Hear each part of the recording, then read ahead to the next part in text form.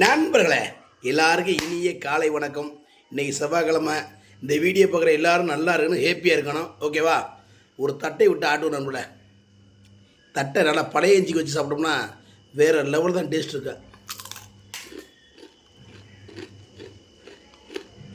ஆஹா, செம்ம டேஸ்டாக இருக்கா.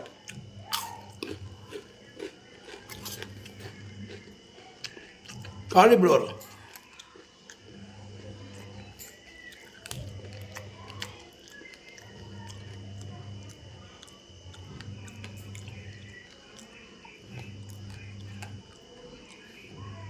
காலிஃப்ளவர்